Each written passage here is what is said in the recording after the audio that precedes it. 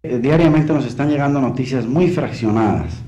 Entonces, ante esta situación, nosotros pensamos que debíamos hacer un bloque del programa con lo que creemos son los mayores antecedentes para que pueda comprenderse a lo que está abocado este país centroamericano actualmente. Hoy hace su presentación, dijéramos, en sociedad, una periodista, Margarita María Henao, quien narra de ahora en adelante estos informes y que se vincula a enviado especial en una forma más directa, puesto que hace cerca de un año está trabajando como asistente. El cuerpo de Cristo. Y como ciudadanos salvadoreños que tomarán conciencia de la responsabilidad que tienen de construir una sociedad más justa y humana, y que fructificará en la realización de las reformas estructurales audaces, urgentes y radicales que necesita nuestra patria. No es ningún secreto decir que los ríos colombianos están contaminados y que la muerte de las aguas ya no es una cosa del futuro, sino del pasado. Nosotros no vamos a hablar concretamente de eso, sino a mostrar cómo esa muerte de los ríos va a comenzar a matar a nuestra sociedad. Hemos estado en una comunidad donde la gente vive, come, convive en general con el agua de las alcantarillas de Bogotá.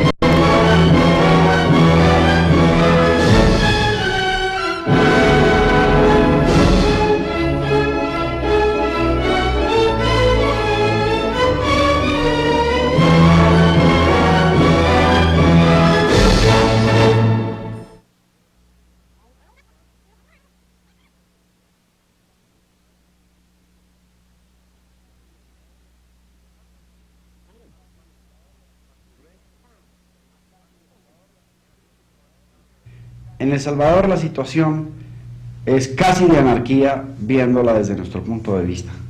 Hay miles de muertos puestos por la izquierda, por la derecha, por la gente de centro, por los demócratas cristianos. Es una situación muy compleja que vamos a tratar de sondear un poco.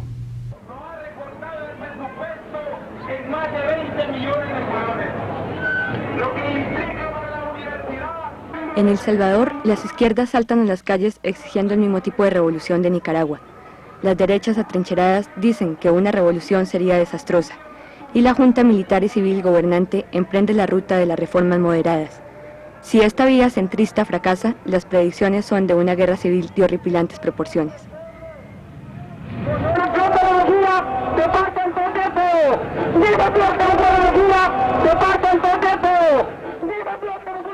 Para toda la región, semejante perspectiva de guerra civil resulta perturbadora.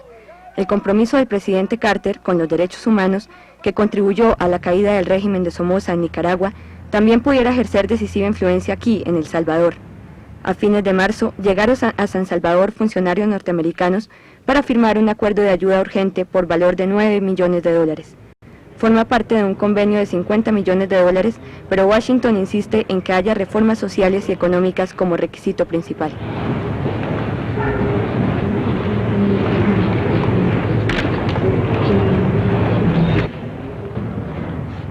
De forma que Washington ve en la Junta la mejor esperanza de moderación en El Salvador, y la moderación es ansiadamente necesaria en esta confrontación de los extremos políticos. En enero, la Guardia Nacional participó en un sangriento incidente en las afueras de San Salvador, la capital.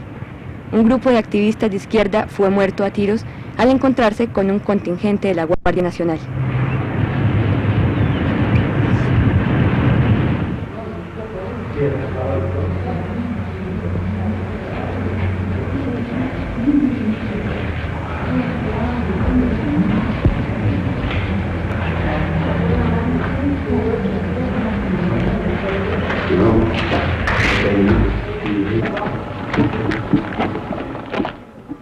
La violencia no se limitó a la capital. 2 días más tarde, la pacífica ciudad de Ilobasco fue escenario de actos de extrema brutalidad y ni la iglesia local sirvió de refugio seguro.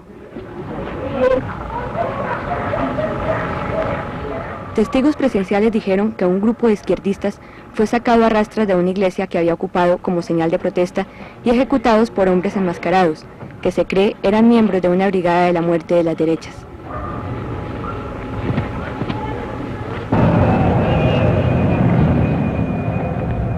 En las calles de San Salvador, esa mezcla de cortejos fúnebres y manifestaciones políticas se estaba convirtiendo ya en espectáculo demasiado corriente.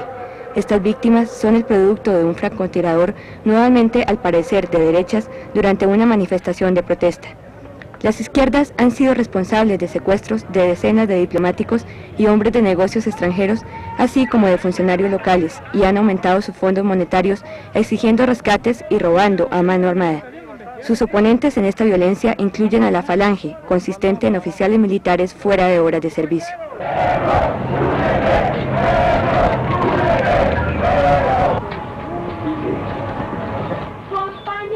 Como la violencia genera mayor violencia, es poco probable que se preste gran atención a las peticiones de moderación y reconciliación.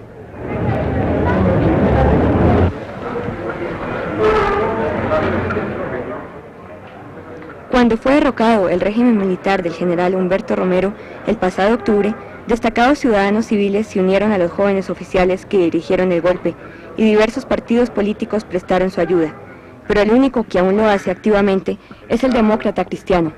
Aquí presta juramento como nuevo miembro José Napoleón Duarte, que vivía en el exilio hasta hace poco. Los demócratas cristianos están cooperando en un programa destinado a estabilizar la situación general, una meta explicada por el dirigente de la Junta, el coronel Adolfo Majano. Igualmente, el nuevo miembro de la Junta Revolucionaria del Gobierno, ingeniero José Manuel. De cambios con el programa que se ha propuesto realizar para poder salir adelante y solventar los problemas de tipo socioeconómico que el país tiene.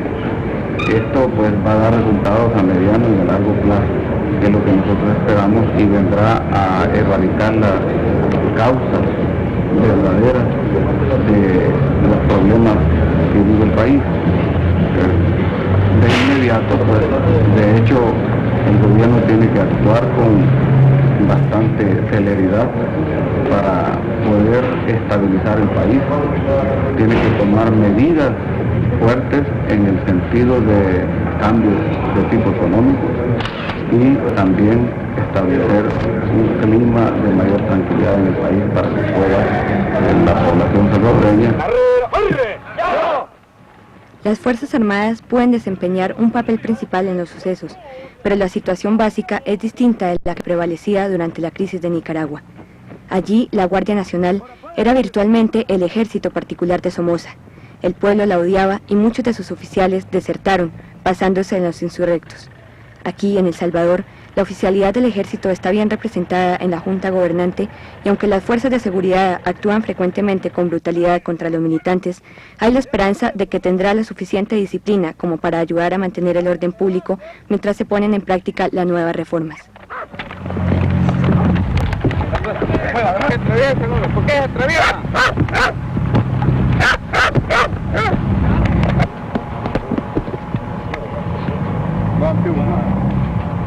Dos.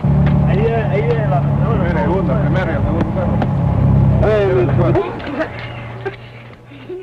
En este pueblo se nota la ausencia de jóvenes, pues la mayoría se marcha a la ciudad con la esperanza de hallar trabajo o poder estudiar, pero muchos son ahora militantes dispuestos a morir por la causa y por un futuro mejor. El Salvador tiene extremos de riqueza y de pobreza. Al correr de los años, la gente rica se ha vuelto más rica, los pobres han empobrecido más. Solo mediante una sucesión de dictaduras militares desde la década de 1930 ha podido negarse al pueblo una más justa participación en la riqueza del país, y ahora las izquierdas están resueltas a que la vergüenza de las miserables barriadas sea una cosa del pasado, confiando en que la Junta les ayude en la tarea.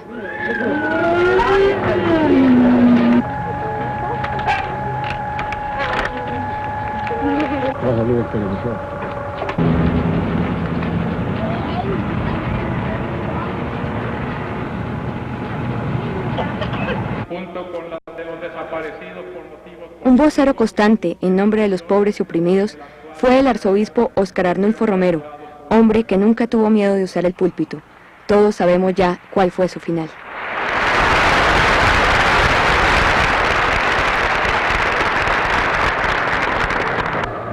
El cuerpo de Cristo.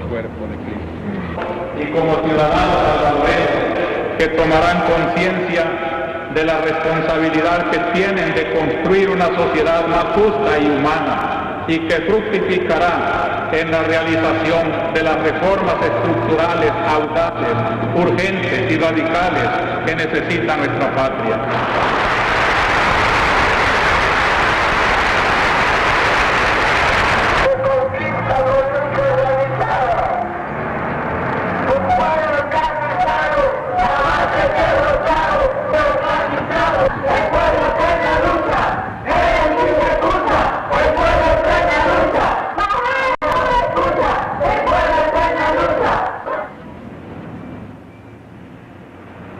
Durante los últimos meses han sido ocupados edificios gubernamentales con toma de rehenes.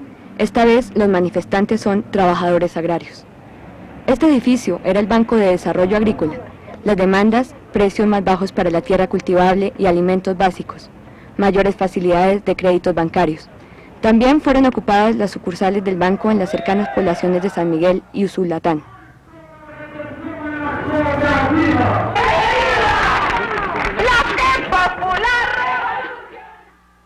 Otro edificio oficial visitado por los manifestantes fue el Departamento de Aguas de la capital.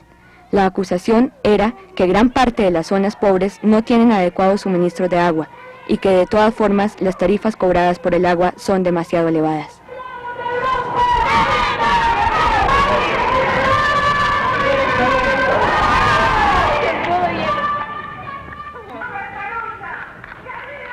En medio de este caos, los demócratas cristianos argumentan que las protestas violentas pudieran resultar contraproducentes. Poder permitir una reforma a la Constitución. Porque no están dándose cuenta de cómo funciona el país. El país tiene un sistema opresivo de 50 años. Y entonces, desde el gobierno en 17 días no se puede esperar que se cambie todos los 50 años de un sistema represivo. Ese es un enfoque equivocado, totalmente un error de interpretación ideológica y análisis de lo que el país es. Hay que cambiar esa estructura, hay que acabar con esa represión, sí como no. Pero no se puede simplemente indultar a cualquiera que es responsable, porque está luchando desde afuera y desde adentro para cambiar esa estructura. Lo que ellos están haciendo es ayudándole a esa estructura a convertirse en más represiva. Una súplica de evolución, no de revolución por los políticos, pero los activistas opinan de manera distinta. Otro de los lugares que invadieron fue la embajada española y un prolongado sitio solo concluyó después de que las autoridades habían puesto en libertad a diversos izquierdistas encarcelados. Solo entonces se dejó marchar a 2 diplomáticos españoles.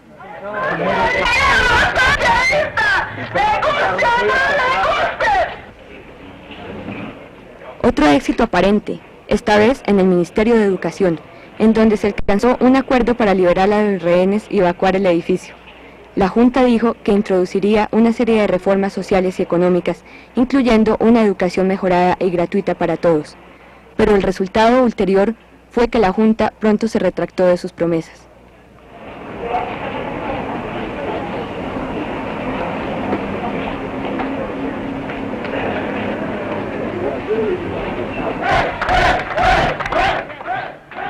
Pero entre tanto, las izquierdas estaban convencidas de haber ganado una importante victoria y acabaron invadiendo las calles en un espíritu casi de carnaval.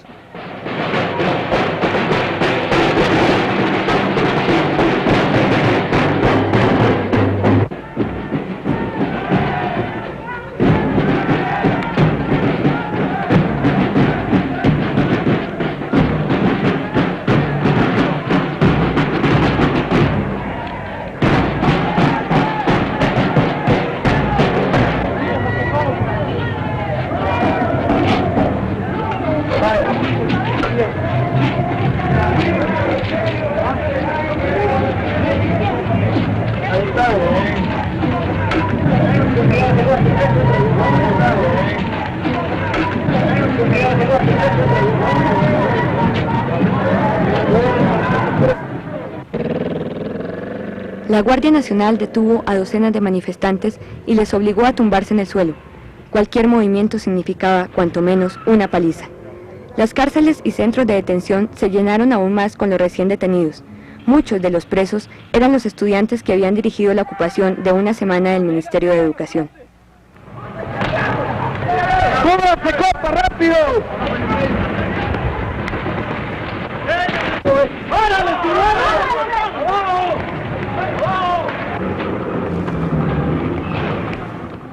Ha habido dudas sobre quiénes iniciaron los tiroteos callejeros, pero ni la Guardia Nacional ni el Ejército perdieron tiempo en acordonar 8 manzanas de edificios de la ciudad. Muchos de los activistas no lograron eludir la redada y tras el júbilo anterior de breve duración momentos antes, afrontaron las cárceles.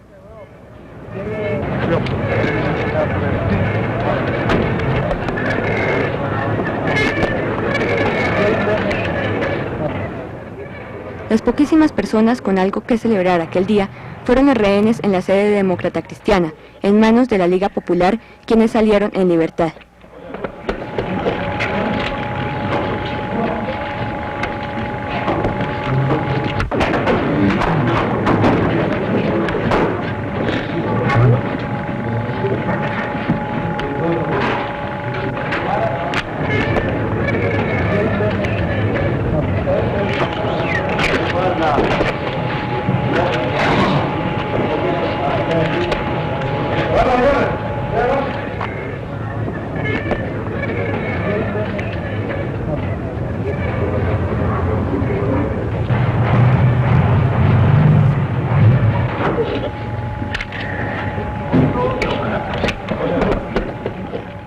Uno de ellos era la hija de Morales Ehrlich, uno de los dirigentes demócrata cristianos en la Junta, pero los precios por la libertad fueron elevados.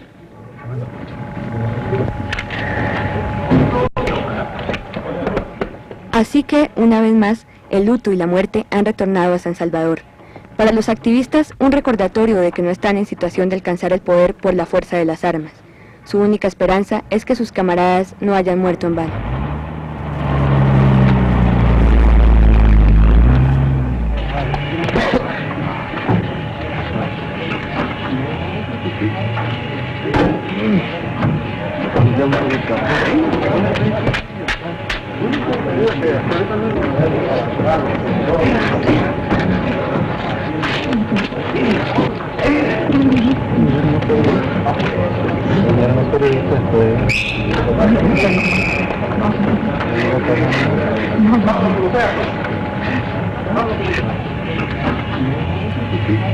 No son solamente los de izquierdas las víctimas de la violencia. Esto es de nuevo hilo vasco, solo que ahora los muertos son 3 policías. Murieron cuando una patrulla policíaca fue atacada al amanecer por unos 20 guerrilleros.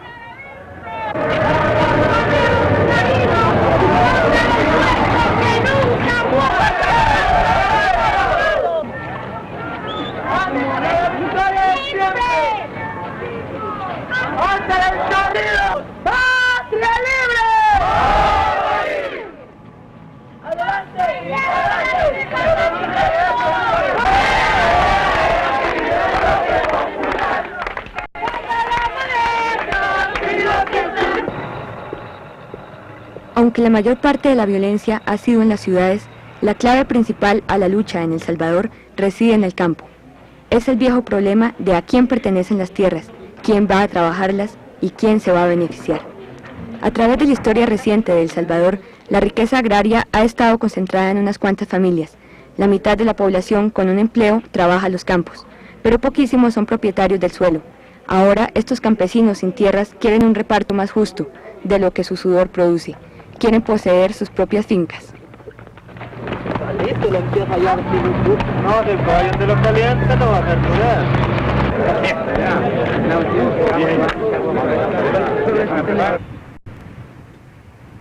El cultivo del algodón es un ejemplo primordial de cómo las tierras y el dinero se han concentrado en las manos de unos pocos salvadoreños.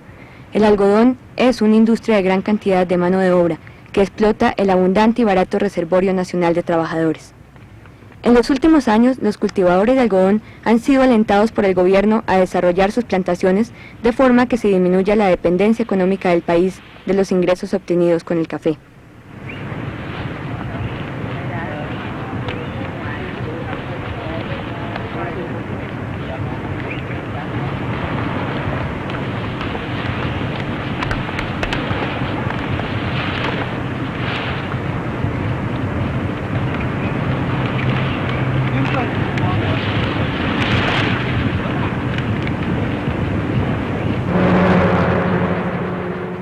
Pese a la moderna maquinaria, hay partes del proceso que siguen necesitando del duro trabajo quebrantaespaldas.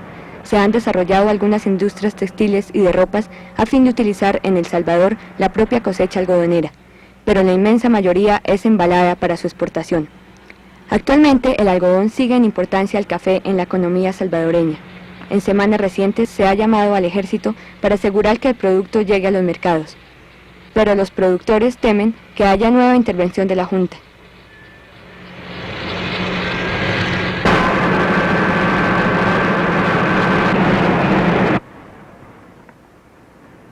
En un cine de San Salvador se congregaron los cultivadores de algodón y los cafeteros exportadores para protestar ante las medidas gubernamentales de introducir una reforma agraria. Óscar Cerrato, dirigente de la Asociación de Cultivadores de Café, tachó de comunistas a los demócratas cristianos que habían ingresado en la Junta. Gracias, y quiero decir que solicité la palabra por dos cosas. Enfrentada con creciente violencia de las derechas e izquierdas y atisbos de una guerra civil, la Junta entró en acción.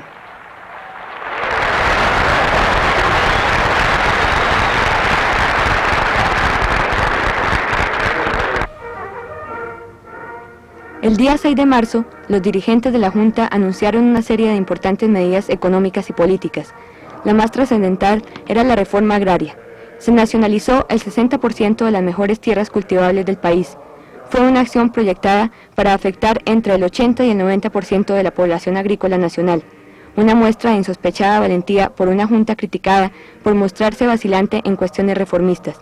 Para evitar que los poderosos oponentes de la Junta usasen la violencia contra tal medida, se declaró un estado de excepción de 30 días. Se suspendieron la mayoría de las garantías constitucionales, imponiéndose restricciones a la prensa, reuniones públicas y sobre los viajes dentro y fuera del país. Contribuya entre la mayor cantidad de salvadoreños. Inicialmente se han nacionalizado 500.000 hectáreas de terreno con la promesa de que estas tierras serán entregadas al campesino. Deben ser accionistas. Y para dirigir transitoriamente las instituciones se ha nombrado. Incluso antes de la expropiación de los terrenos, se había emplazado a las unidades del ejército en 50 de las principales plantaciones del país para iniciar las reformas. La incautación fue en general pacífica, ya que la mayoría de los haciendados vive en el extranjero o en la capital.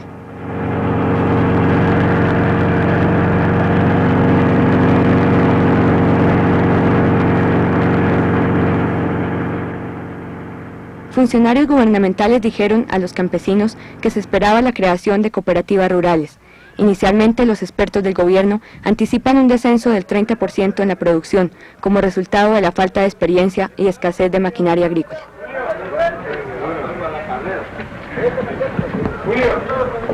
Parte del inventario de la casa patronal, donde realmente salió una gran cantidad de cosas de que no estaban inventariadas. Todo eso. Para aplacar a los terratenientes por la incautación de sus propiedades, el gobierno ofreció dinero y bonos oficiales. Sin embargo, aún queda por experimentarse el impacto político de esta expropiación.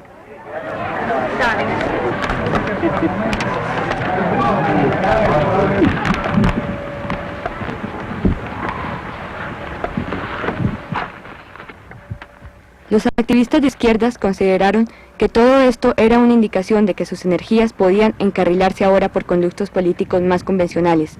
Se ha anunciado una unión política entre los 4 grupos principales: la Liga Popular, la Unión Democrática Nacional, el Frente de Acción Popular Unida, FAPU, y el Bloque Popular Revolucionario.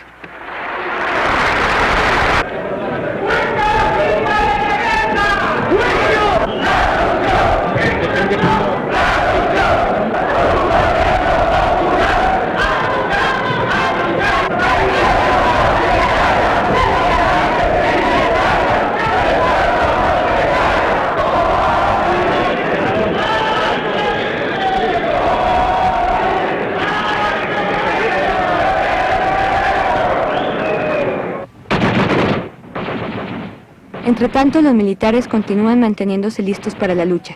Si llegase a producirse un contragolpe derechista, el papel del ejército será crucial.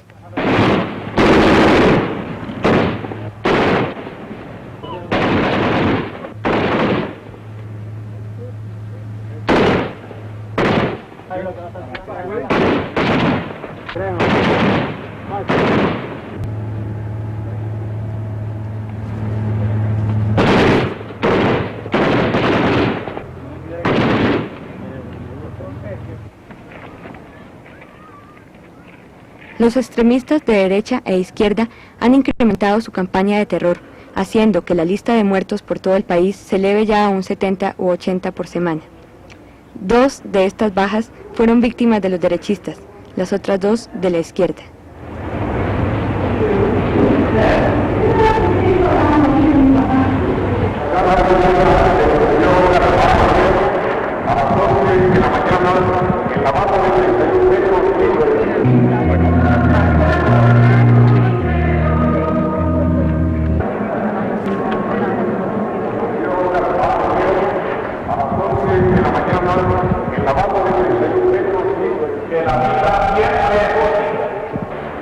No he omitido nunca denunciar también la violencia de izquierda, como también hoy lo voy a hacer.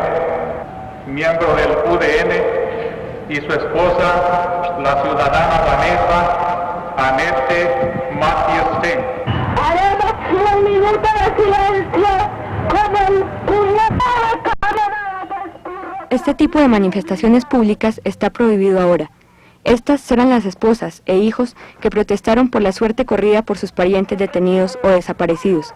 Según aumenta la lista de padres y hermanos mayores muertos, el gran interrogante que se cierne sobre El Salvador es: ¿cuántos más extremistas quedan, dispuestos incluso a mayores sacrificios con tal de que se alcancen sus propios fines?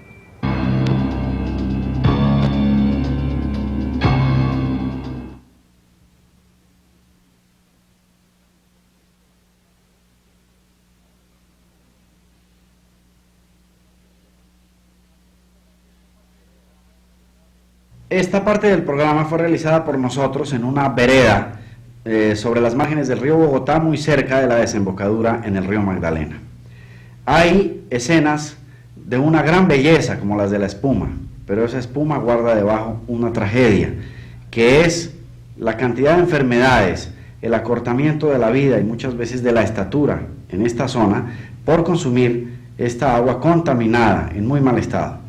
De continuar esta situación, para el año 2000 o 2010 se presumía una gran hecatombe ecológica en Colombia.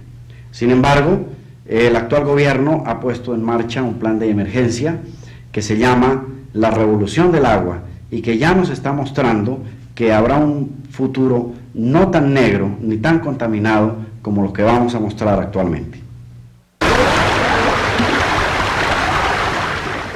Esta es la vereda de La Salada, cerca de Girardot y a orillas del río Bogotá. Allí la única agua que se consigue, porque es una región muy pobre, supremamente pobre en fuentes de abastecimiento, es la de este río, que todo el mundo sabe lleva las alcantarillas de cerca de 5,5 millones de personas, Bogotá y varias poblaciones.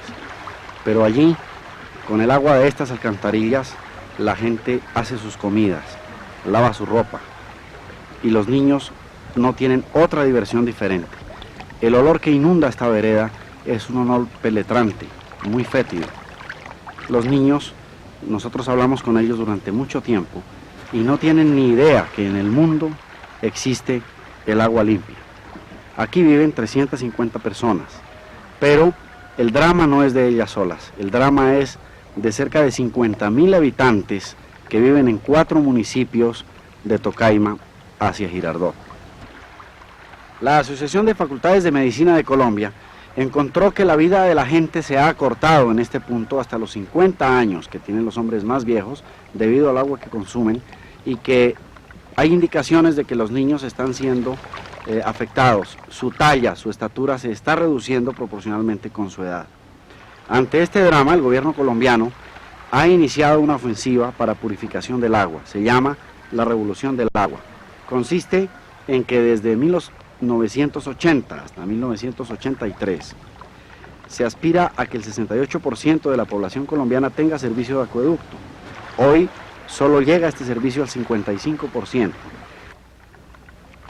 El gobierno ha anunciado inversiones sin precedentes en este campo para llevar una solución a 800 poblaciones colombianas que viven en condiciones no similares, pero muy dramáticas. Se anunció que en cada uno de estos 3 años serán invertidos en Colombia 10.600 millones de pesos por año, desde luego. No obstante, hasta hoy solo han sido invertidos 1.000 millones, es decir que el país está colgado, que hasta el 30 de abril ha dejado de invertir 2.500 millones de pesos. A continuación vamos a mostrar la vida de este pueblo, la vida de esta comunidad y el drama en su relación con el agua.